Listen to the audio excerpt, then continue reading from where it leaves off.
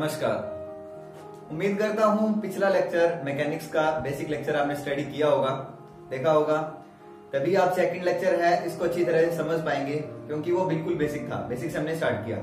तो इस लेक्चर के अंदर हम थोड़ा सा 11th और 12th लेवल से अबव एडवांस लेवल स्टडी करेंगे, जिसमें हम वेलोसिटी, एक्सेलरेशन के plane polar components, Cartesian components, मतलब कि इन अलग अलग कोऑर्डिनेट सिस्टम के अंदर इनको कैसे स्टडी करना है वेलोसिटी और एक्सेलरेशन को, वो स्टडी करेंगे स्टार्टिंग से। ठीक है, साथ में क्वेश्चंस है वो भी चलते रहेंगे धीरे धीरे, तो क्वेश्चन भी बढ़ते रहेंगे हम साथ साथ। तो आज का जो लेक्चर है वो सेकंड लेक्चर है किसका, मैकेनिक्स का, और सेकंड ही हमारा काइनेमेटिक्स का लेक्चर है। ठीक है, तो काइनेमेटिक्स के लेक्चर हैं वो जैसे ही कंप्लीट हो जाएंगे उसके बाद हम मैकेनिक्स का सेकंड पार्ट जिसे हम डायनामिक्स बोलते हैं वो कंटिन्यू करेंगे। ठीक है, तो आज के लेक्चर में अब क्या स्टडी करने वाले हैं, काइनेमेटिक्स का सेकंड पार्ट। पहला स्टार्टिंग से हम पहले कोऑर्डिनेट सिस्टम है उन्हें डिफाइन कर देते हैं। कोऑर्डिनेट सिस्टम, पहला coordinate system Cartesian coordinate system. आपने सुना होगा कार्टेशियन कोऑर्डिनेट सिस्टम, तो क्या होता है कार्टेशियन कोऑर्डिनेट सिस्टम। इसके अंदर 3 एक्सिस होती हैं, एक्स, वाई और जेड एक्सिस। बस ये कार्टेशियन कोऑर्डिनेट सिस्टम होता है, जिसके अंदर हम वेलोसिटी और एक्सेलरेशन की अलग अलग वैल्यू है, फॉर्मूले हैं, वो लिखते हैं। ठीक है, तो कार्टेशियन कोऑर्डिनेट्स के अंदर जैसे हमने 3 एक्सिस ड्रॉ कर दी अपनी, X, Y and Z axis. इस कार्टेशियन कोऑर्डिनेट के अंदर अगर कोई पॉइंट, मान लीजिए कोई पॉइंट पी है, इस पॉइंट पी का इसके ओरिजिन से जो पोजीशन वेक्टर ड्रॉ करते हैं वो पोजीशन वेक्टर ओरिजिन से ड्रॉ करते हैं, तो पोजीशन वेक्टर को हमने आर लिख दिया, आर वेक्टर। ठीक है, अब पहला टॉपिक वेलोसिटी। फर्स्ट टॉपिक हम स्टडी कर रहे हैं velocity in terms of Cartesian coordinates. ठीक है, तो कार्टेशियन कोऑर्डिनेट्स में वेलोसिटी की वैल्यू क्या होगी। वेलोसिटी क्या होती है, टाइम डेरिवेटिव ऑफ डिस्प्लेसमेंट। ठीक है, डिस्प्लेसमेंट एक वेक्टर क्वांटिटी है और वेलोसिटी भी एक वेक्टर क्वांटिटी है। एज हमें पता है कि डिस्प्लेसमेंट वेक्टर क्वांटिटी कैसे होती है, क्योंकि उसका मैग्नीट्यूड और साथ साथ में एक डायरेक्शन भी होती है। डायरेक्शन कौन सी, initial point to final point, जहां तक पार्टिकल मूव कर रहा है।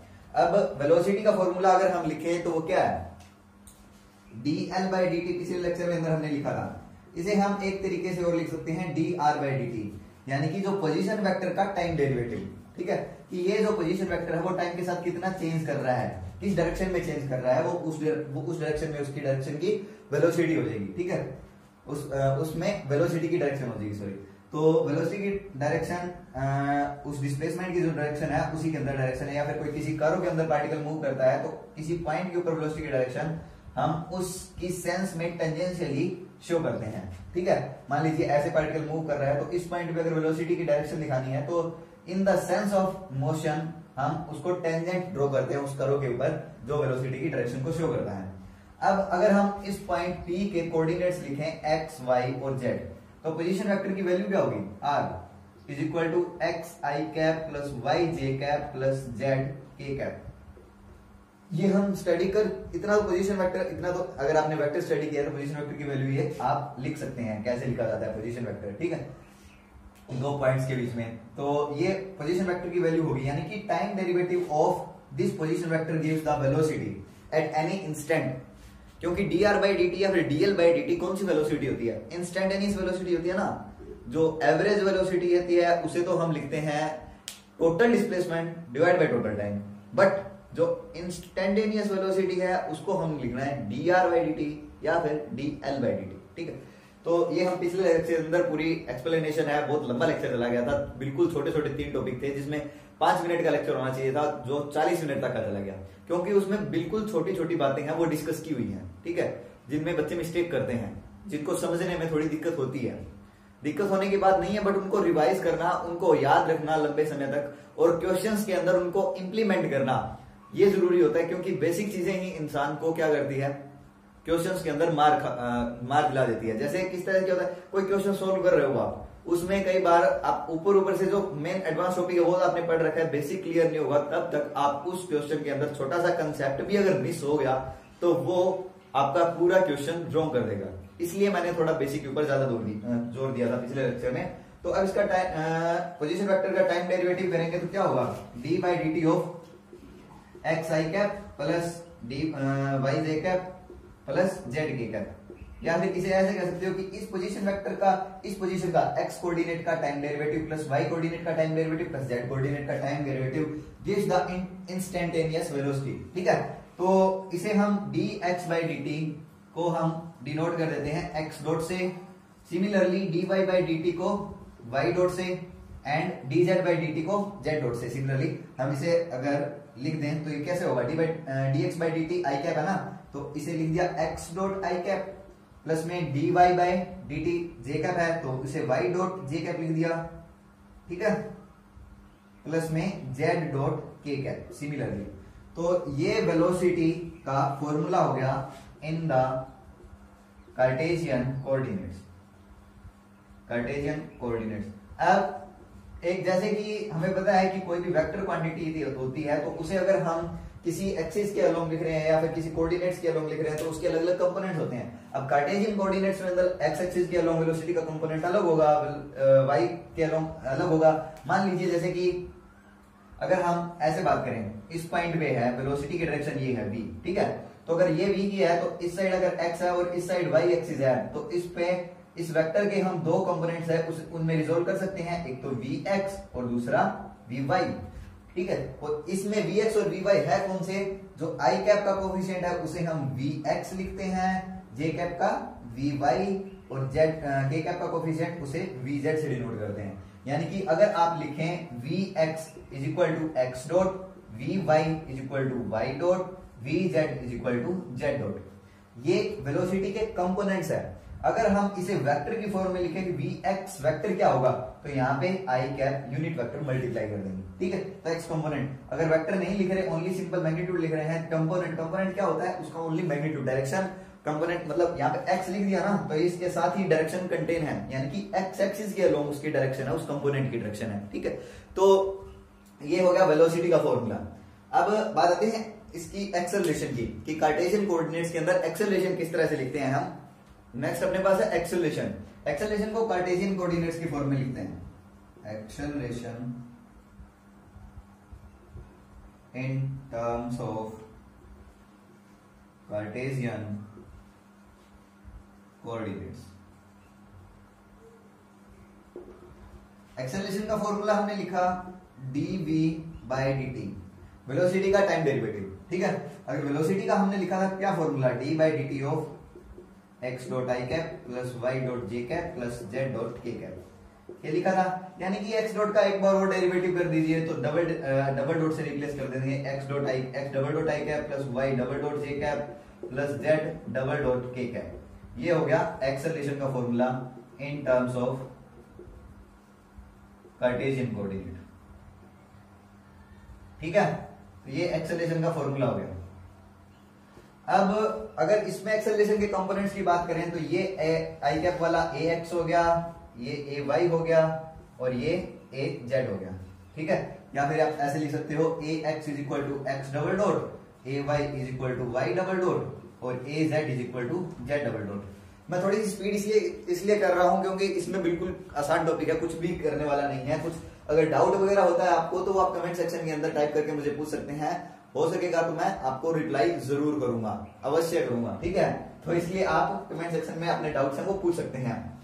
तो ये हो गया ax, ay और az तीनों कंपोनेंट हो गए।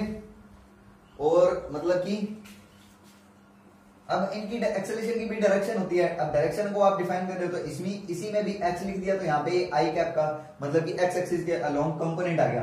अब इस कंपोनेंट की डायरेक्शन यहाँ पे शो करने की जरूरत नहीं है, ay लिख दिया तो मतलब कि जो y एक्सिस के अलोंग कंपोनेंट है उसे ay से डिनोट कर दिया, तो डायरेक्शन हमारे अंडरस्टूड है। आई कैप जे कैप इन कंपोनेंट्स के साथ लिखने की जरूरत नहीं है। ठीक है, अब अगर रिलेशन की बात करें, relation between acceleration and velocity in Cartesian coordinates. अब कार्टेशियन कोऑर्डिनेट्स की एक जो खास बात है वो क्या होती है, कार्टेशियन कोऑर्डिनेट्स आपने अगर स्टडी कर रखे हैं तो आपको पता होगा कार्टेशियन कोऑर्डिनेट्स की एक स्पेशलिटी क्या है। कार्टेशियन कोऑर्डिनेट्स के अंदर यूनिट वेक्टर किससे डिफाइन करते हैं हम, आई कैप, जे कैप और के कैप। आई cap J cap K cap, तीनों यूनिट वेक्टर कार्टेशियन कोऑर्डिनेट्स के हैं। अब आई कैप की डायरेक्शन क्या होती है, मान लीजिए इस पॉइंट पे मैं आई कैप लिखना चाहता हूं, तो आई कैप की डायरेक्शन ये होगी। मान लीजिए मैं इस पॉइंट पे आई कैप बताना चाहता हूं, आई कैप की डायरेक्शन ये होगी। इस पॉइंट पे मैं आई कैप बताना चाहता हूं, तो आई कैप की डायरेक्शन ये होगी, क्योंकि एक्स एक्सिस की डायरेक्शन हमने ये अगर एक्स एक्सिस अगर ऐसे लिया है, हमने एक्स एक्सिस ऐसे लिया है और ये वाई एक्सिस है, तब ये जो मैंने 3 पॉइंट ड्रॉ किए हैं 1 2 3, तो ये अगर एक्स एक्सिस की हमने पहले से ही डायरेक्शन डिफाइन कर दी, हम कोई भी एक्सिस को एक्स वाई जेड ले सकते हैं, ये हमारी चॉइस के ऊपर डिपेंड करता है। ठीक है, तो ओनली हमें फ्लो वो करना चाहिए क्या कि जो कन्वेंशन है उसे फॉलो करना चाहिए। किस तरह से कि I cap cross J cap हमेशा के कैप देगा, जे कैप क्रॉस के कैप हमेशा आई कैप देगा, के कैप क्रॉस आई कैप हमेशा जे कैप देगा। और अगर उल्टा करते हो तो यहाँ पे माइनस का साइन आ जाता है। देखिए ये एक्स एक्सिस है, ये वाई एक्सिस है, आई कैप क्रॉस जे कैप करते हैं तो आई के ऊपर अपनी फिंगर्स रख के जे की ओर कर्ल करेंगे तो थंब अपवर्ड आ रहा है। अपवर्ड डायरेक्शन को हमने किससे शो किया है, जेड से, प्लस जेड से है ना, तो यानी कि आई क्रॉस जे प्लस जेड से। अगर आप मान लीजिए, अब करने को तो आप ऐसे भी कर सकते थे कि यहाँ पे जेड कर दो और यहाँ पे वाई कर दो, तो क्या ये है, ये तीनों एक्सिस हमने जो डिफाइन किए वो सही है? नहीं, क्योंकि आप देखिए एक्स और वाई को फिंगर कर लीजिए। मान लीजिए आप एक्स और जेड को, एक्स और जेड की लीजिए, एक्स क्रॉस जेड, ठीक है, आई क्रॉस के, आई क्रॉस कितना होता है, आई क्रॉस के क्या होता है, आई क्रॉस के, यानी कि के क्रॉस आई तो जे होता है, बट आई क्रॉस के माइनस जे होता है, यानी कि ये अपवर्ड है, वो क्या क्या आनी चाहिए, माइनस जे आना चाहिए ना, क्योंकि आई क्रॉस के करेंगे तो माइनस जे आना चाहिए, बट हमने क्या लिया है यहाँ पे प्लस जे, तो ये हमारी कन्वेंशन रॉन्ग होगी। ऊपर वाली साइड माइनस आएगा और नीचे वाली साइड यहाँ पे प्लस आएगा। ठीक है, तो इस तरह से जो कोऑर्डिनेट्स, जो कार्टेशियन की एक्सिस है वो हम लिखते हैं, ये तो आपको पता है। और जो बता रहा था इसकी मेन जो खासियत बात है कार्टेशियन कोऑर्डिनेट सिस्टम की, कि जो आई cap J cap K cap तीनों यूनिट वेक्टर्स की डायरेक्शन किसी पॉइंट के ऊपर कहीं पे भी ले लो, अगर आपने पहले कार्टेशियन कोऑर्डिनेट्स को मतलब X axis Y axis Z axis को डिफाइन कर दिया, उसके बाद जिस मर्जी पॉइंट के ऊपर देख लीजिए वो आई cap J cap K cap की डायरेक्शन हमेशा फिक्स्ड रहेगी, जहां मर्जी देख लीजिए। ठीक है, तो ये उसकी खासियत, मतलब कि आप ये कह सकते हो कि I cap J cap and K cap are constant unit vectors, क्योंकि मैग्नीट्यूड 1 है डिफाइन और डायरेक्शन कांस्टेंट है वो भी डिफाइन। ठीक है, यानी कि डायरेक्शन और मैग्नीट्यूड अगर किसी वेक्टर का कांस्टेंट हो गया तब उस वेक्टर को हम कांस्टेंट बोलते हैं। ठीक है, आर कांस्टेंट यूनिट वेक्टर्स। अगर वेक्टर का या तो फिर मैग्नीट्यूड चेंज हो रहा है या फिर उसका डायरेक्शन चेंज हो रही है, दोनों में से अगर एक भी चीज चेंज हो गई तब हम उस वेक्टर को कांस्टेंट नहीं बोलेंगे। कांस्टेंट वेक्टर तभी होगा जब उसकी मैग्नीट्यूड और डायरेक्शन दोनों कांस्टेंट होगी। ठीक है, तो आई cap J cap K cap का मैग्नीट्यूड तो 1 होता है, ये तो कांस्टेंट है ही है, और साथ में इसकी डायरेक्शन भी कहीं पे भी देख लो, अगर पहले X axis Y axis Z axis define करने के बाद तो इनकी डायरेक्शन है वो भी सेम रहती है, जहां मर्जी देख लीजिए। तो हम ये कह सकते हैं कि I cap J cap K cap are constant unit vectors. ठीक है, अगर डायरेक्शन सेम रह रही है, इस पॉइंट के हेल्प से हम ये लिख सकते हैं कि relation between acceleration and velocity क्या होगा। अगर हम ये करें ए लिखा ना, अगर ए एक्स लिख रहे हैं क्या, एक्स डबल डॉट, यानी कि D by D T of x dot. ठीक है, यानी कि आप एक्स डॉट क्या है, वी एक्स है, यानी कि D we x by D T. ठीक है, इसी तरह से अगर ए वाई लिखना चाहो तो D V Y by D T हो जाएगा, और इसी तरह से ए जेड है वो D V Z by D T हो जाएगा। ठीक है, तो यानी कि एक्सेलरेशन और वेलोसिटी के बीच में जो कार्टेशियन कोऑर्डिनेट्स का फॉर्मूला है उनके अंदर तो रिलेशन है, बट अगर हम नेक्स्ट कोऑर्डिनेट जो सिस्टम डिफाइन करेंगे प्लेन पोलर कोऑर्डिनेट्स, उसमें देखेंगे कि भी उनमें जो रिलेशन है वो होता है कि नहीं होता। ठीक है, क्योंकि अब देखिए इनमें एक्स कंपोनेंट है, वाई कंपोनेंट है और जेड कंपोनेंट है, इनकी डायरेक्शन फिक्स रहती है, इसलिए हम इसको यहाँ पे एक्स डॉट से रिप्लेस कर देते हैं, एक्स डबल डॉट को एक बार एक्स डॉट लिख दिया। ठीक है, क्योंकि एक्स का डायरेक्शन फिक्स है इसलिए ए एक्स है वो D V X by D T हो गया। ठीक है। तो ये एक्सेलरेशन का फॉर्मूला हो गया तीनों कोऑर्डिनेट्स के सिस्टम में। अब एक्सेलरेशन का एक दो फॉर्मूले और हैं, वो किस तरह से हैं कि दो फॉर्मूले और लिख सकते हैं हम एक्सेलरेशन के कार्टेशियन में ही। कार्टेशियन में एक एक्सेलरेशन लिखा हमने ax is equal to dvx by dt, ठीक है। अगर आप इसे ऐसे भी लिख सकते हैं dvx by dx into dx by dt लिख सकते हैं। और dx बाई dt को क्या होगा, dx बाई dt vx होता है क्योंकि x डॉट है, तो इसलिए हम इसे vx लिख देंगे, तो ये vx मल्टीप्लाई में आ जाएगा, ठीक है। यानी कि यहाँ vx लिख दिया, तो vx dvx बाई dx लिख सकते हैं आप। ax का फॉर्मूला हो गया, ये दो फॉर्मूले हो गए। और एक इसे आप ऐसे भी लिख सकते हैं, vx की वैल्यू पुट कर दीजिए इसमें x डबल डॉट, यानी कि सॉरी vx की वैल्यू क्या होगी x डॉट, तो ये हो जाएगा dx डॉट डिवाइड बाय में dt, या फिर आप इसे ऐसे लिख सकते हो d2x बाय में dt का स्क्वायर। ये तीन फॉर्मूले लर्न कर लीजिए। आपका जो एक्सेलरेशन के सारे क्वेश्चंस हैं कार्टेशियन कोऑर्डिनेट सिस्टम में, वो इन तीनों फॉर्मूलों से सॉल्व हो जाएंगे। कौन से, ax is equal to dvx by dt। अगर रिलेशन गिवन है वेलोसिटी और टाइम में एक्सेलरेशन निकालना है तो निकल जाएगा vx dvx डिवाइड बाय में dx। अगर रिलेशन गिवन है वेलोसिटी और पोजीशन में तो एक्सेलरेशन निकल जाएगा, और d2x डिवाइड बाय में dt स्क्वायर। अगर रिलेशन गिवन है पोजीशन और टाइम में तो भी एक्सेलरेशन निकल जाएगा कार्टेशियन कोऑर्डिनेट सिस्टम में, ठीक है। ये तीन फॉर्मूले बहुत इंपॉर्टेंट फॉर्मूले हैं, इन तीनों से आप सारे क्वेश्चंस है एक्सेलरेशन से रिलेटेड वो सॉल्व कर सकते हैं। अब ये फॉर्मूले आप तभी अप्लाई करोगे जब आपका एक्सेलरेशन वेरिएबल है, ठीक है। जो वेरिएबल एक्सेलरेशन होगी उस केस के अंदर हम डेरिवेटिव करके उसका सॉल्यूशन है वो निकाल लेंगे। अगर एक्सेलरेशन कांस्टेंट हुई, एक्सेलरेशन अगर यूनिफॉर्म हुई, उसके लिए अलग फॉर्मूले हैं, वो हम बाद में डिराइव करेंगे। पहले जो प्लेन पोलर कोऑर्डिनेट्स हैं वो स्टडी कर लेते हैं कि जो अगर एक्सेलरेशन वेरिएबल है, नॉन यूनिफॉर्म, और वैसे तो ये यूनिफॉर्म और नॉन यूनिफॉर्म दोनों एक्सेलरेशन के लिए फॉर्मूले वैलिड है, इसी से डिराइव होते हैं वो, अगर एक्सेलरेशन यूनिफॉर्म होती है तो अगर ये दोनों में अप्लाई कर सकते हैं। बट यूनिफॉर्म का केस होगा उसके लिए हम स्पेशल केस है वो अलग से डिराइव कर लेंगे, ठीक है। तो ये एक्सेलरेशन के फॉर्मूले हो गए। और वेलोसिटी का क्या लिखा हमने, v, या फिर ऐसे कह सकते हो vx is equal to x dot, vy is equal to y dot and vz is equal to z dot. ये जो दो मेन चीजें हैं वो अभी तक हमने स्टडी किया है आज के लेक्चर में। अब नेक्स्ट स्टडी करते हैं हम प्लेन पोलर कोऑर्डिनेट्स के अंदर जो एक्सेलरेशन और वेलोसिटी के फॉर्मूले हैं वो किस तरह से लिखने हैं। कार्टेशियन कोऑर्डिनेट के बाद प्लेन पोलर कंपोनेंट्स में वेलोसिटी और एक्सेलरेशन के जो फॉर्मूले हैं वो ड्राइव कर लेते हैं। सेकंड हमारा कौन सा कोऑर्डिनेट सिस्टम हम स्टडी करने वाले हैं, plane polar coordinates. Plane polar coordinates में क्या होता है, जिस तरह से कार्टेशियन कोऑर्डिनेट्स है उसी तरह से प्लेन पोलर कोऑर्डिनेट्स के एक अलग अपनी खासियत होती है। वो खास बात भी हम इसमें देखेंगे क्या होता है, ठीक है। तो ये मान लीजिए हमने x एक्सिस ड्रॉ की और ये y एक्सिस ड्रॉ की, ठीक है। तो अगर इस xy प्लेन के अंदर किसी पॉइंट को हमने डिफाइन किया जिसका पोजीशन वेक्टर हमने लिख दिया r वेक्टर। अगर ये r वेक्टर है तो यहां से लेकर यहां तक की जो वैल्यू है लेंथ की, जो इस वेक्टर का मैग्नीट्यूड है, ठीक है, जो इस वेक्टर का मैग्नीट्यूड है उसे हम बोलते हैं स्मॉल r, ठीक, क्योंकि r वेक्टर का मैग्नीट्यूड से हम इसे स्मॉल r से रिप्लेस कर देते हैं।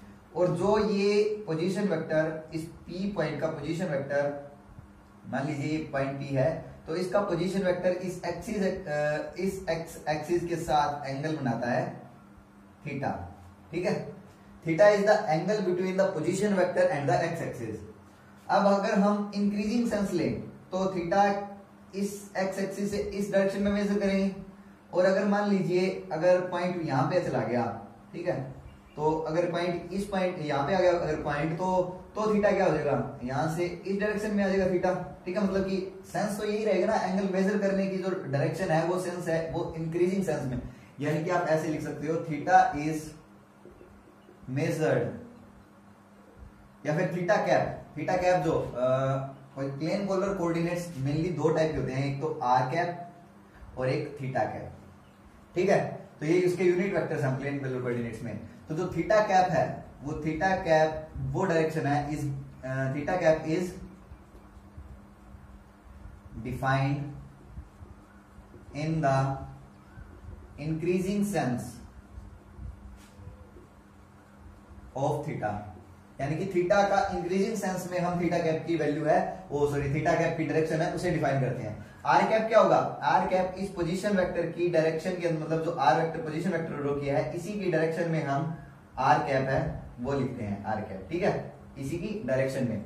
और जो थीटा कैप है इस पॉइंट पे वो इंक्रीजिंग सेंस मतलब थीटा की और आर कैप के परपेंडिकुलर। ठीक है, मतलब कि ये आपका हो गया थीटा कैप, इस आर कैप के तो परपेंडिकुलर होगा और थीटा की इंक्रीजिंग सेंस में होगा, यानी कि थीटा कैप नीचे भी हो सकता है ऊपर भी हो सकता है। आर कैप की दो परपेंडिकुलर डायरेक्शन है ना, तो परपेंडिकुलर होगा आर कैप और थीटा कैप। जिस तरह से I cap is perpendicular to J cap उसी तरह से R cap is perpendicular to theta cap. ठीक है, और होगा किस डायरेक्शन में, ये एक तो नीचे हो सकता है ऊपर हो सकता है बट इंक्रीजिंग सेंस में होगा। ठीक है, जिस सेंस में हम थीटा को मेजर कर रहे हैं उस सेंस में ये 90 डिग्री हो गया। और अगर इस पॉइंट पे हम इस साइड लिख रहे हैं तो आई कैप हो जाएगा। ठीक है, आई कैप और ये आई कैप के साथ आर कैप बना रहा है थीटा एंगल। तो अगर आर कैप की वैल्यू लिखें आप, अगर आर कैप की, तो अगर इसे इस साइड लिखें तो ये माइनस थीटा हो गया ना, माइनस थीटा कैप। अगर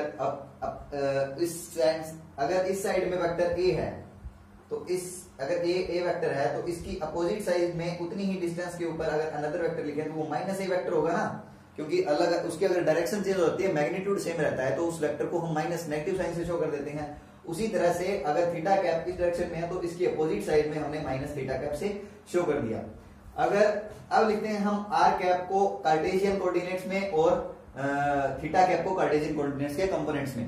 पहले तो पोजीशन वेक्टर को देखो कैसे लिखेंगे। पोजीशन वेक्टर क्या होता है, एक्स हो गया एक्स आई कैप प्लस में वाई जे कैप, दो ही हुए हैं। ठीक है, जो आर पोजीशन वेक्टर है वो ओनली इसमें लिख दिया। और या फिर अगर मैग्नीट्यूड की बात करें तो मैग्नीट्यूड हो जाएगा आपका इसमें देखिए, अगर इसमें आर कैप की वैल्यू लिखी पहले, आर कैप क्या होगा, R cap is equal to, R cap को दोनों साइड में रिजोल्व कर लीजिए, ये जे कैप होगा और ये आई कैप हो गया, ये आई कैप और इस साइड जे कैप। ठीक है, तो आर कैप को अगर रिजोल्व करेंगे तो ये वाली ये 90 डिग्री है थीटा कैप के साथ ना कि आई जे कैप। ठीक है, तो आर कैप को अगर आई कैप में रिजोल्व करेंगे इसके साथ थीटा एंगल बन रहा है तो आर कोस थीटा हो जाएगा, कोस थीटा आई कैप प्लस में जे और जे कैप के साथ कौन सा साइन कंपोनेंट आएगा। ठीक है, साइन थीटा जे कैप। इसी तरह से थीटा कैप को अगर हम रिजोल्व करेंगे तो ये माइनस थीटा को रिजोल्व कर लेते हैं, minus theta cap is equal to minus theta cap को अगर रिजोल्व करते हैं तो अगर वो थीटा एंगल है, ठीक है, थीटा किसके साथ बना रहा है, मान लीजिए सॉरी इस साइड इसको रिजोल्व करते हैं अपन, माइनस थीटा को रिजोल्व नहीं करते हम, अपने को इस साइड रिजोल्व कर लेते हैं जे कैप और इस साइड माइनस आई कैप हो गया है। ठीक है, माइनस थीटा की बजाय अगर हमने आई को इस साइड ड्रॉ किया तो वो माइनस आई कैप हो गया। और ये एंगल अगर थीटा है, ये 90 है, तो ये कितना बचेगा, ये एंगल बता सकते हो कितना होगा, 90 प्लस में थीटा प्लस में 180, 90 प्लस में थीटा प्लस में एक्स इज इक्वल टू 180, यानी कि एक्स आ गया अपना 90 माइनस में थीटा, क्योंकि 180 माइनस 90 माइनस थीटा होगा तो 90 माइनस थीटा गया, यानी कि ये एंगल 90 माइनस थीटा आया। तो अगर ये एंगल 90 माइनस थीटा है तो ये एंगल कितना हो जाएगा, थीटा।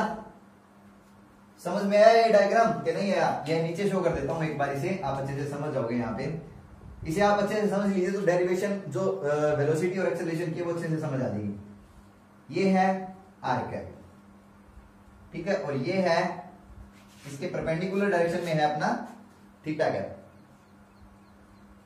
ये है आपका थीटा कैप। ठीक है, और इस डायरेक्शन में है आई कैप और इस डायरेक्शन में है जे कैप। ठीक है, और इस डायरेक्शन में क्या हो जाएगा, माइनस का आई कैप। ये एंगल है आर कैप जो एक्स एक्सिस के साथ बना रहा है वो है थीटा। ठीक है, तो आर कैप को तो लिख दिया आई कैप और जे कैप की फॉर्म में, कोस थीटा आई कैप प्लस साइन थीटा जे कैप। ठीक है, और आई कैप और जे कैप के बीच में एंगल होता है 90, आर कैप और थीटा कैप, ये क्या था, थीटा कैप। जो रेड पेन से जो ड्रॉ की है वो तो है प्लेन पोलर, और जो ब्लैक पेन से है वो है कार्टेशियन कोऑर्डिनेट्स। तो इनमें रिलेशंस है वो एस्टेब्लिश कर रहे हैं हम एक बार। तो अगर ये 90 डिग्री है आर कैप और उसमें थीटा कैप में, और हमें निकालना है ये एंगल, तो थीटा प्लस 90 प्लस एक्स, अगर इसे हम एक्स मान लेते हैं, एक्स एंगल मान लेते हैं, तो ये हो जाएगा आपका 90 माइनस थीटा हो जाएगा। अगर ये एंगल 90 माइनस थीटा है तो इतना एंगल कितना हो जाएगा, थीटा, क्योंकि ये 90 है, ठीक है। अगर ये 90 है और ये 90 माइनस थीटा है तो ये बचा हुआ एंगल थीटा बच गया ना। तो अब थीटा कैप को अब रिजोल्व करते हैं। तो थीटा कैप जे कैप के साथ अगर थीटा एंगल बना रहा है तो थीटा कैप को हम लिख देंगे थीटा कैप के साथ, मतलब कि ये क्या हो जाएगा कोस थीटा जे कैप, और माइनस आई के साथ बना रहा है साइन कंपोनेंट बचेगा, ठीक है। यानी कि आप ये लिख सकते हो माइनस में साइन थीटा आई कैप, क्योंकि आई कैप है माइनस है इसलिए यहाँ पे माइनस लगा दिया हमने। होता तो थीटा कैप ऐड ही है ना, ये नेगेटिव साइन है तो यहाँ पे माइनस आ जाएगा, ठीक है। तो ये थीटा कैप की वैल्यू होगी और ये होगी आपकी आर कैप की वैल्यू। प्लेन पोलर कोऑर्डिनेट्स में आर कैप और थीटा कैप की वैल्यू समझ में आ गई। अगर ये वैल्यू समझ में आ गई तो आगे बहुत कम काम बचा है अपना। आगे हमने सिंपल इसका डेरिवेशन ही करना है, किसका, आर वेक्टर का, क्योंकि हम लिखते हैं किसकी वैल्यू, पोजीशन वेक्टर, जो आर वेक्टर है उसे हम ऐसे लिखते हैं ना, यूनिट वेक्टर को कैसे लिखते हो आप, देखिए R cap is equal to vector upon its magnitude लिखते हैं, ठीक है। तो आप ऐसे लिख सकते हैं ना, आर वेक्टर जो वेक्टर होगा it implies R vector is equal to R into R cap, यानी कि magnitude into its unit vector, ठीक है। तो वेलोसिटी की वैल्यू होती है D R vector divide by में dt, यानी कि आपने d बाई dt ऑफ करना है आर कैप का। मेन काम रहा है बस इतना, और कुछ काम नहीं बचा अपना। तो अब d बाई dt इसका करना है तो कर देंगे, क्या दिक्कत है। आर कैप की वैल्यू लिख देता हूं यहां मैं, R cap is equal to cos theta I cap plus sine theta J cap, ये हुआ। अब वेलोसिटी की वैल्यू लिखनी है तो वेलोसिटी का डेरिवेशन करेंगे, उससे पहले आपको जो प्लेन पोलर कोऑर्डिनेट्स की जो खास बात थी वो बताना भूल गया। उसमें क्या है, स्पेशल बात ये है कि जो अगर मान लीजिए इस पॉइंट पे आर कैप निकालना है, मान लीजिए इस पॉइंट पे आर कैप बताना है, ठीक है, ऐसे कोऑर्डिनेट्स डिफाइन किया। तो अगर इस पॉइंट पे बताना है तो आर वेक्टर यहां से ऐसे ड्रॉ करेंगे और आर कैप की वैल्यू ये होगी। इस पॉइंट पे बताना है तो आर वेक्टर ऐसे ड्रॉ करेंगे और आर कैप ये होगा। मतलब कि इस पॉइंट पे बताना है तो आर कैप ये होगा, इस पॉइंट पे बताना है तो आर कैप ये होगा, उस पॉइंट पे बताना है तो आर कैप ये होगा, ठीक है। यानी कि हर एक पॉइंट पे आर कैप की वैल्यू है वो वेरी कर रही है, और थीटा कैप भी वेरी करेगा, क्योंकि थीटा कैप ऐसे होगा, इसमें ऐसे होगा, इसमें ऐसे होगा, इसमें इस डायरेक्शन में होगा, इसमें इस डायरेक्शन में होगा। यानी कि थीटा कैप और आर कैप है, दोनों की डायरेक्शन हर एक पॉइंट के ऊपर अलग अलग हो रही है। यानी कि आप ऐसे कह सकते हो R cap and theta cap are not constant unit vectors.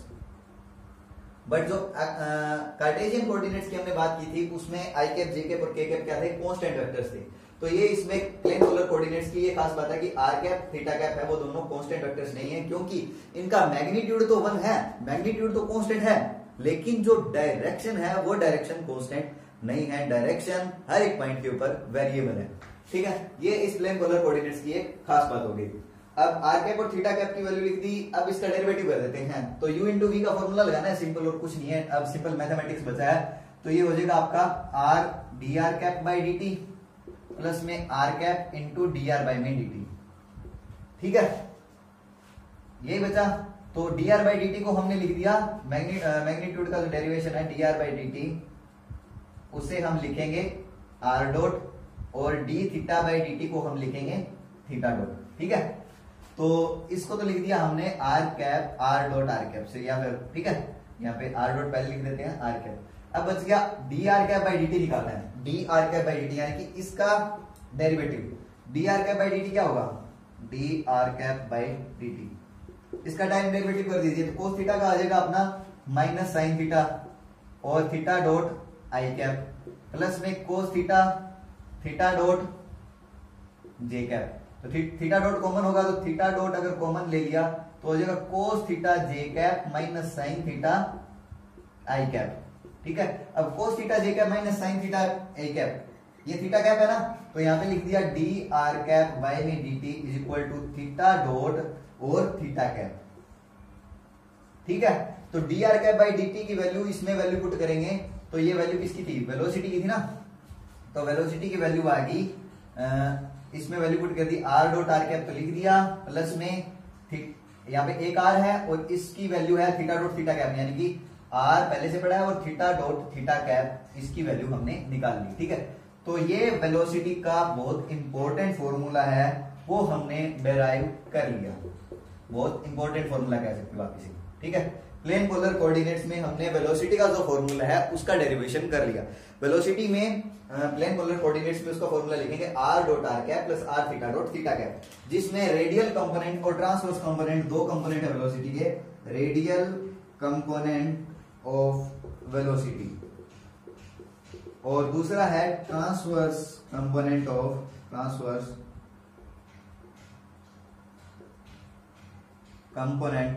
Of velocity.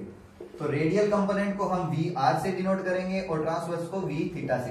तो वी आर की वैल्यू है यानी कि आर कैप का, उसे आर डॉट लिखेंगे और थीटा कैप का जो कोएफिशिएंट है उसे आर थीटा डॉट है वो लिख दिया। ठीक है, तो ये वी आर और वी थीटा हमने दो जो रेडियल और ट्रांसवर्स कंपोनेंट है वो निकाल लिए। तो वेलोसिटी का डेरिवेशन हो गया। इसी तरह से अगर आप एक्सेलरेशन का डेरिवेशन करना चाहें तो वो भी कर सकते हैं, क्योंकि एक्सेलरेशन का डेरिवेशन क्या होगा, सिंपल इस वेलोसिटी का टाइम के साथ डेरिवेटिव करना है तो आपका एक्सेलरेशन का फॉर्मूला है वो डिराइव हो जाएगा। ठीक है, तो अगर हम इसका टाइम डेरिवेटिव करें, देखिए कैसे होगा, डेरिवेशन कर ही देता हूं। Acceleration is equal to d v by D t होता है, is equal to d by D T of r dot are cap plus are theta dot theta cap. ठीक है, समझ में आया? यानी कि अगर आपने इसका डेरिवेटिव करना है तो अब इसका डेरिवेटिव करिए, क्या होगा, आर डॉट आर कैप, मतलब कि ये हो जाएगा आपका आर डबल डॉट और r double dot are cap plus में r dot d are cap by में डी टी। पहली टर्म का हो गया, प्लस में इस टर्म का करते हैं। अब इस टर्म में तीन टर्म्स आएंगी, तीन आएंगी क्या चार आएंगी, देखते हैं। R d by D T of r theta dot theta cap. ठीक है, तो अब r theta dot theta cap का डेरिवेशन करना है तो टाइम के साथ डेरिवेटिव भी कर रहा हूं और कुछ नहीं कर रहा, u इंटू वी इंटू डब्ल्यू का लगा दीजिए फॉर्मूला। उसको फॉर्मूले को ओपन करोगे तो उसके अंदर थीटा कैप का भी आएगा डेरिवेटिव, जिसके अंदर आप ऐसे लिखोगे डी थीटा कैप बाई में, क्योंकि r theta dot into d theta cap by D t भी आएगा। ठीक है, एक टर्म ये भी आएगी, तो जिसके अंदर d theta cap by D t निकालना पड़ेगा, जिसकी वैल्यू क्या होगी, डी थीटा कैप बाई में D T is equal to cos theta हो जाएगा माइनस साइन थीटा आई कैप, सॉरी जे कैप ही होगा, सॉरी मल्टीप्लाई में थीटा डॉट जे कैप और इसका minus cos theta theta dot i cap. यहां से थीटा डॉट अगर कॉमन निकालते हैं तो बचेगा कितना, माइनस थीटा डॉट कॉमन निकाल लीजिए, तो साइन थीटा जे कैप प्लस कोस थीटा आई कैप। तो साइन थीटा जे कैप प्लस कोस थीटा आई कैप, मतलब साइन थीटा जे कैप प्लस कोस थीटा आई कैप, आर क्या बचा, यानी कि minus r minus theta dot are cap. ठीक है, minus theta dot are cap बचा ना। अब मतलब कि आप ये टर्म क्या बनेगी, थीटा डॉट मतलब कि ये बचेगा आपका आर थीटा डॉट का स्क्वायर और आर कैप माइनस में। ठीक है, इस तरह की एक टर्म बचेगा, r theta dot square minus में आर कैप बचेगा। और मतलब कि आर कैप के अंदर दो टर्म्स आएंगी, ऐसे आर कैप में एक दो टर्म्स आएंगी और प्लस में इसी तरह से थीटा कैप में भी दो टर्म्स आएंगी। ठीक है, जो प्लस या फिर माइनस में, उसका फॉर्मूला है वो मैं डायरेक्ट यहाँ पे लिख रहा हूँ एक्सेलरेशन का, क्योंकि जो ये मेन फॉर्मूले थे कि कौन कौन से, एक तो ये फॉर्मूला कि D R cap by D T है और एक D theta cap by D T है और एक वेलोसिटी का फॉर्मूला है, तो वो फॉर्मूले जरूरी है। पहले देख लेते हैं ये D theta cap by D T का फॉर्मूला क्या निकाला हमने, माइनस का थीटा डॉट आर कैप, और डी आर कैप बाई में डी टी का फॉर्मूला हमने निकाला था थीटा डॉट थीटा कैप।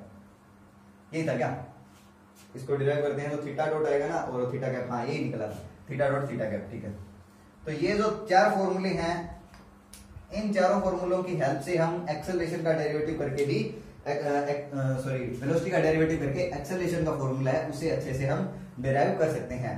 तो इन फॉर्मूलों को याद कर लीजिए, स्क्रीनशॉट लेना, स्क्रीनशॉट ले लीजिए, तो आपको अच्छे से वेलोसिटी और एक्सेलरेशन के प्लेन पोलर फॉर्म जो फॉर्म में अगर कोई क्वेश्चन मिलता है आर और थीटा के फॉर्म में, उसे अच्छे से सॉल्व कर सकते हैं। तो जो एक्सेलरेशन का फॉर्मूला है वो हम डायरेक्ट लिख देते हैं। तो एक्सेलरेशन का फॉर्मूला है वो हम लिखते हैं ऐसे, a is equal to r double dot minus r theta dot का स्क्वायर आर कैप प्लस में 2 r dot theta dot plus में r theta double dot theta cap.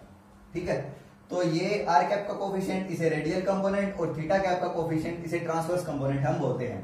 तो आप ऐसे लिख सकते हो a r is equal to r double dot minus r theta dot का स्क्वायर और a theta is equal to 2 r dot theta dot plus में आर थीटा डबल डॉट। ये दोनों इंपॉर्टेंट फॉर्मूले हैं बहुत ज्यादा, क्योंकि इन फॉर्मूलों का आगे क्वेश्चंस के अंदर बहुत ज्यादा यूज होता है। ठीक है, काइनेमेटिक्स के मेनली 2 फॉर्मूले हैं। एक तो वेलोसिटी का फॉर्मूला हमने लिखा था अभी, r dot are cap plus में r theta dot theta cap, और एक्सेलरेशन का फॉर्मूला हमने ये लिख दिया। ठीक है, अगर वेलोसिटी से स्पीड निकालना चाहे तो आप निकाल सकते हैं प्लेन पोलर कोऑर्डिनेट्स में, क्योंकि स्पीड का फॉर्मूला क्या होता है, मैग्नीट्यूड तो होता है इंस्टेंटेनियस उसका वेलोसिटी का। ठीक है, तो उसे हम मैग्नीट्यूड करके इसका निकाल सकते हैं अंडर रूट आर डॉट का स्क्वायर प्लस में आर थीटा डॉट का होल स्क्वायर। ठीक है, कई बार ऐसे होता है ना कि वेलोसिटी गिवन है, ठीक है, अगर आर डॉट और थीटा डॉट की फॉर्म के अंदर वेलोसिटी गिवन है तो उससे अगर हमने डिस्टेंस वगैरह कैलकुलेट करनी होती है तो डिस्टेंस वेलोसिटी तो कैलकुलेट होगी नहीं, उससे स्पीड से होगी, तो स्पीड पहले वेलोसिटी से निकालनी पड़ेगी, वेलोसिटी का मैग्नीट्यूड करके। अगर इंस्टेंटेनियस वेलोसिटी है उसका मैग्नीट्यूड करना पड़ेगा। ठीक है, तो उसका मैग्नीट्यूड करके हम उसकी स्पीड है वो निकाल के इसमें आगे उसकी डिस्टेंस वगैरह कैलकुलेट है वो कर सकते हैं। और ये जो इंपॉर्टेंट फॉर्मूला था, ये फॉर्मूला भी बहुत ज्यादा इंपॉर्टेंट है एक्सेलरेशन का। इससे हाईली एग्जाम्स के अंदर क्वेश्चन पूछे जाते हैं, नेट वगैरह में, गेट वगैरह में पूछे जाते हैं, जैम में भी बहुत सारे यूनिवर्सिटी इससे रिलेटेड, इस फॉर्मूले से रिलेटेड काइनेमेटिक्स के जो क्वेश्चंस हैं वो बहुत मतलब इंस्टेंटेनियसली पूछे जाते हैं, बहुत ज्यादा पूछे जाते हैं। ठीक है, तो ये एक्सेलरेशन का फॉर्मूला आप अच्छे से लर्न कर लीजिए। अब एक दो क्वेश्चन देखते हैं तो उससे आपको अच्छे से क्लियर हो जाएगा कि जो इन फॉर्मूले का यूज करके हम क्वेश्चंस किस तरह से सॉल्व करें। ठीक है, उससे पहले अगर रिलेशन की बात करें, जिस तरह से हमने कार्टेशियन कोऑर्डिनेट्स के अंदर वेलोसिटी और एक्सेलरेशन के रिलेशन की बात की थी, उस तरह से अगर प्लेन पोलर कोऑर्डिनेट्स में अगर रिलेशन की बात करें तो इनके बीच में कोई रिलेशन नहीं है। वेलोसिटी और एक्सेलरेशन में, प्लेन पोलर में कोई रिलेशन नहीं है। यानी कि आप ये कह सकते हो a r is not equal to d v r by D t. जिस तरह से उसमें ऐसे लिखा था ना, a x is equal to d we x by D t, ये तो होता है बट ये नहीं होता, ये फॉर्मूला गलत है। इसी तरह से ए थीटा है उसे आप d v theta divide by में डी टी कभी भी नहीं लिख सकते, क्योंकि थीटा और आर है वो हर एक पॉइंट के ऊपर अपनी डायरेक्शन चेंज करते रहते हैं, इसलिए आप उनकी डायरेक्शन के हिसाब से ये फॉर्मूले, इन कंपोनेंट्स के डेरिवेटिव को आप नहीं लिख सकते। जो रेडियल या कह सकते हो आप प्लेन पोलर कोऑर्डिनेट्स के अंदर वेलोसिटी और एक्सेलरेशन में कोई रिलेशन नहीं है। रिलेशन की बात हुई, अब क्वेश्चंस देख लेते हैं। क्वेश्चन सॉल्व करेंगे, 2-4 क्वेश्चन सॉल्व करने के बाद आज का लेक्चर खत्म करते हैं। अभी तक की डिस्कशन के ऊपर अभी हमने एक्सेलरेशन का फॉर्मूला ड्राइव किया था प्लेन पोलर कोऑर्डिनेट्स में, उसी के बेसिस के ऊपर एक क्वेश्चन है, उस क्वेश्चन को देखते हैं। क्या है, एक particle moves on a plane, हमें गिवन एक पार्टिकल एक प्लेन के ऊपर मूव कर रहा है। It's plane polar coordinates vary with time as, इसके प्लेन पोलर कोऑर्डिनेट्स हैं वो टाइम के साथ कुछ इस तरह से वेरी करते हैं कि उसका आर कोऑर्डिनेट है वो इस तरह से वेरी करता है और थीटा कोऑर्डिनेट है वो इस तरह से वेरी करता है। कैलकुलेट रेडियल एक्सेलरेशन, निकालना क्या है, रेडियल एक्सेलरेशन। अब रेडियल एक्सेलरेशन का पहले तो आपको फॉर्मूला आना चाहिए। जब तक आपको रेडियल एक्सेलरेशन का फॉर्मूला नहीं पता होगा आप उसका सोल्यूशन कैसे निकालोगे। तो इसलिए ये बोल रहा था कि जो अभी एक्सेलरेशन का फॉर्मूला ड्राइव किया था और वेलोसिटी का ड्राइव किया था प्लेन पोलर कोऑर्डिनेट्स में, उसे आप लर्न कर लीजिए। कार्टेशियन का लर्न करने की इतनी ज्यादा मतलब मुश्किल नहीं है, वो तो एक बार पढ़ने से भी याद हो जाएगा। तो एक्सेलरेशन वाला उसमें कंफ्यूज मतलब मत होना और सिंपली उसे याद कर लेना। तो अगर आप 2-3 बार उस एफर्ट लगा के मेमोराइज करोगे तो याद हो जाएगा। ठीक है, इतना मुश्किल नहीं है, और 2-4 क्वेश्चन में करोगे तो भी इतने में याद हो जाएगा, इतना ज्यादा मुश्किल भी नहीं है। तो अब रेडियल एक्सेलरेशन निकालना है, यानी कि ए आर कैलकुलेट करना है। हमें पता है कि एक्सेलरेशन का फॉर्मूला हम लिखते हैं r double dot minus r theta dot square r cap plus में 2 r dot theta dot plus में r theta double dot theta cap. ठीक है, तो ये फॉर्मूला होता है एक्सेलरेशन का, जिसमें आर कैप का कोफिशिएंट होता है इसे हम रेडियल एक्सेलरेशन बोलते हैं, और थीटा कैप का जो कोफिशिएंट होता है उसे हम ट्रांसवर्स एक्सेलरेशन बोलते हैं। तो यहाँ पे रेडियल के साथ साथ अगर ट्रांसवर्स एक्सेलरेशन भी पूछ लिया तब आप क्या करोगे, सिंपल इस फॉर्मूले को अप्लाई करोगे, ट्रांसवर्स एक्सेलरेशन। ठीक है, तो अब रेडियल एक्सेलरेशन का फॉर्मूला है, उसे अप्लाई करके इसे सोल्व करते हैं। r is equal to a e की k t, r dot is equal to a k e की के टी होगा, क्योंकि आर डॉट लिखता क्या है, r dot is equal to d r by D t होता है, यानी कि इसका टाइम के साथ में डेरिवेटिव करना, डेरिवेटिव करोगे तो ये आएगा, आर डबल डॉट क्या होगा, ए के स्क्वायर ई की के टी, और क्या चाहिए, थीटा डॉट चाहिए ना, तो थीटा डॉट क्या होगा, थीटा गिवन क्या है, के टी है, तो यानी कि थीटा, अगर थीटा के टी है तो थीटा डॉट क्या होगा, के। ठीक है, अब सिंपल फॉर्मूले के अंदर वैल्यू पुट कीजिए, a r is equal to r double dot minus r theta dot का स्क्वायर। अगर r double dot minus r theta dot कैसे, आर डबल डॉट क्या है, ए के स्क्वायर ई की के टी, माइनस में आर की वैल्यू ए ई की के टी और थीटा डॉट का स्क्वायर यानी कि के स्क्वायर, तो यानी कि ये हो गया ए के स्क्वायर ई की के टी, ए के स्क्वायर ई की k t is equal to 0। Radial component आया कितना, रेडियल एक्सेलरेशन आई कितनी, 0 आई। अगर रेडियल एक्सेलरेशन 0 है तो आप रेडियल वेलोसिटी बता सकते हो क्या होगी, वी आर। जिस तरह से अगर आपने पढ़ा था हमने कि ए एक्स है, अगर वो 0 है यानी कि एक्स एक्सिस के अलोंग अगर एक्सेलरेशन 0 है, ठीक है, कार्टेशियन कोऑर्डिनेट सिस्टम की बात करेंगे तो d, अगर ए एक्स को हम ऐसे लिखते हैं d we x by D t, अगर ये 0 हो गया तो इसका वी एक्स का मतलब क्या होगा, मतलब कि वी एक्स टाइम के साथ चेंज नहीं हो रहा है, यानी कि वी एक्स क्या है, कांस्टेंट है, वी एक्स क्या है, कांस्टेंट। ठीक है, वो इनिशियल कंडीशन से हम उसको डिराइव कर सकते हैं, वी एक्स की वैल्यू वो फाइंड आउट कर सकते हैं। ठीक, अगर रेडियल कंपोनेंट 0 है तो क्या रेडियल वेलोसिटी का कंपोनेंट कांस्टेंट होगा, वी आर कांस्टेंट होगा, नहीं, ये गलती मत करना, क्योंकि रेडियल एक्सेलरेशन और रेडियल वेलोसिटी के अंदर कोई रिलेशन नहीं होता। थोड़ी देर पहले बताया था कि a r is not equal to d v r by D t, अभी रिलेशन के अंदर बताया था कि इक्वल नहीं होते, इसलिए अगर ए आर 0 है तो इसका मतलब ये है कि we are may or may not be constant. ठीक है, और अगर v r is, if v r is constant, it implies a r may or may not be 0। अगर वी आर कांस्टेंट है तो उसका मतलब कि अगर वी, जिस तरह से था कि वी एक्स अगर कांस्टेंट है तो हम a x is equal to d we x by D t करते हैं, तो इट इंप्लाइज ए एक्स क्या आएगा, 0 आएगा। ठीक है, उस तरह से हम इसमें नहीं कह सकते प्लेन पोलर कोऑर्डिनेट्स में कि अगर वी आर कांस्टेंट है तो ए आर 0 हो भी सकता है और नहीं भी हो सकता।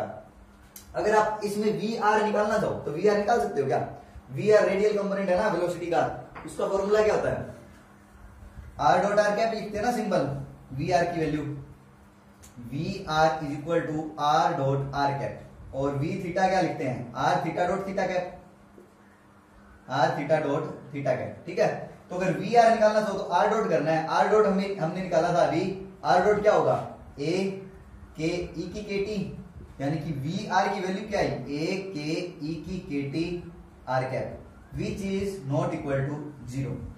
बस यही बात मैं प्रूव करना चाहता था इस क्वेश्चन से कि रेडियल एक्सेलरेशन और रेडियल वेलोसिटी के बीच में कोई रिलेशन नहीं होता। अगर ए आर 0 है तो इसका मतलब ये नहीं है कि वी आर कांस्टेंट होगा।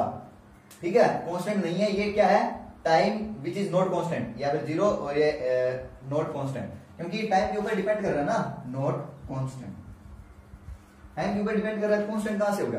तो अगर वी आर नॉट कांस्टेंट आ गया, अगर ए आर 0 है तो इसी तरह से अगर ए थीटा निकालना चाहो तो इसके अंदर थीटा डबल डॉट करोगे तो वो 0 आ जाएगा ना, थीटा डबल डॉट, ये टर्म तो कैंसिल हो जाएगी, ओनली ये टर्म बचेगी यहाँ से, अगर ए थीटा है वो निकल जाएगा, तो इसका डिफरेंशिएशन करके आप ए आर और ए थीटा निकाल सकते हो, रेडियल एक्सेलरेशन।